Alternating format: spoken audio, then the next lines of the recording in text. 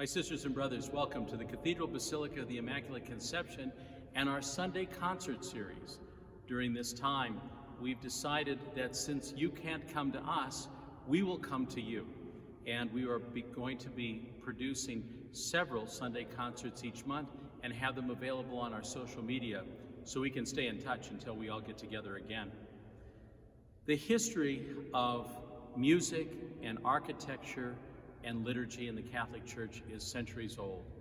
And we've been very lucky here at the Cathedral Basilica since its establishment in 1912 to have that as part of our history. Beginning in 1915, the rector, Father Hugh McMenamin, began what became the Denver Opera Company, an opera company that performed first at the Broadway Theater downtown and ultimately the Denver Municipal Auditorium. And it continued to be in place until 1954. And during that time, a lot of the performances were used to raise funds for Catholic charities to help get a lot of Denver's citizens through the Depression, during the war, and the post-war boom in Denver. And so we're grateful for this tradition, and we're grateful for the fact that we were able to recreate this tradition 5 years ago in the fall of 2015 when we began this concert series.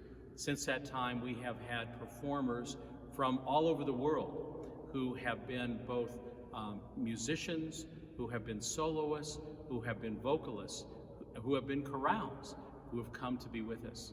And so what we're going to do over the next year is invite a number of those people who have been with us before to come back for an encore performance. And our first person is Ken Mervine, a great friend of the Sunday concert series. He's been with us 4 times. You know Ken because he's an organist with the Colorado Symphony, the Colorado Bach Ensemble, the St. Luke Methodist Church in Highlands Ranch, the Temple Emmanuel here in Denver, and St. Thomas More in Denver. And in addition to that, he is well known in his own profession. He appears regularly on the Organ Guild conventions. He's featured on the theater organ conventions and the Organ Guild conventions. And he does recordings on CD. Go to his website and check that out. And he's heard on the NPR program, Pipe Dreams. But for us, he's bringing us back home to who we are. He's bringing us back home to music with a French accent. And he's doing it very deliberately to show off not only the French style of the organ music for which our organ was built, but also pays a nod to the French Gothic architecture of the Cathedral Basilica. Our program tonight is called Organ with a French Accent. And please join me in welcoming our friend and yours, Ken Mervine.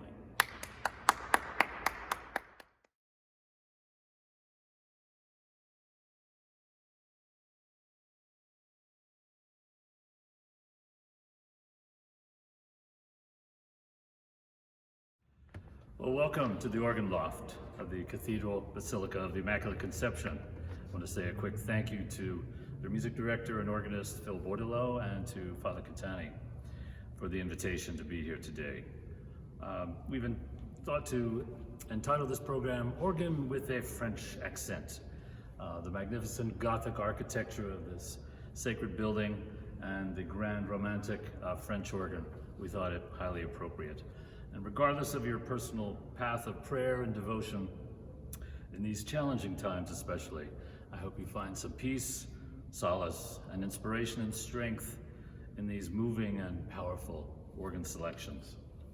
The first piece on the program is Tu es Petra by Henri Mulet, a brilliant 20th century French composer organist. This year actually marks the century anniversary of the publication of his Esquisse Byzantine, his Byzantine sketches. Thou Art the Rock is the final movement of the collection. Inspired by the Gospel of Matthew, Thou art the rock, and on this rock I will build my assembly, and the gates of hell will not overpower it.